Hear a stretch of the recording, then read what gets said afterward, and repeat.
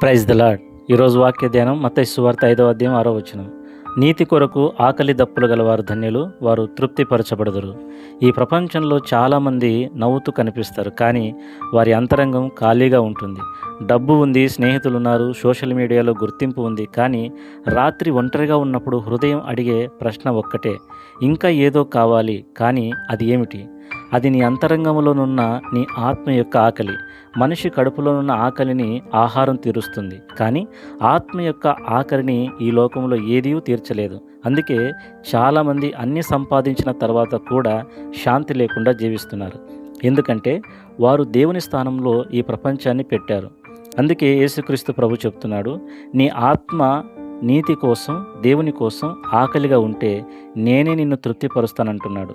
నీతి కోసం ఆకలి అంటే నీవు దేవుని సన్నిధిని కోరుకోవడం, దేవుడు మనల్ని పరిశుద్ధుల్ని చేయాలని, మనలో ఆయన స్వభావాన్ని నింపాలని తపన పడడం. నిజమైన ఆకలి ఎప్పుడు వస్తుంది?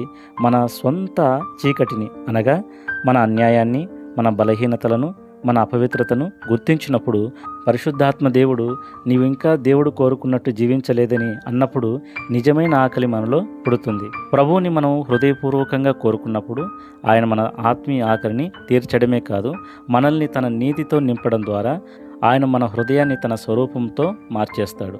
నీతి కోసం ఆకలిగా ఉన్నవాడు ఎప్పుడూ ఖాళీగా ఉండడు. ఎందుకంటే అతని ఆకలి దేవుని హృదయాన్ని కోరుకుంటుంది. దేవుడు అతని హృదయాన్ని నింపుతాడు. ఈ లోకంలో డబ్బు, అధికారం, మనుషులు, వారి బంధాలు, బాంధవ్యాలు ఏవి శాశ్వత కాలం నీతో ఉండవు, కానీ దేవుడు నీకు ఇచ్చే సంతృప్తి శాశ్వత కాలం ఉంటుంది. దేవుడు వాక్యం దీవించునుగాక. ఆమెన్.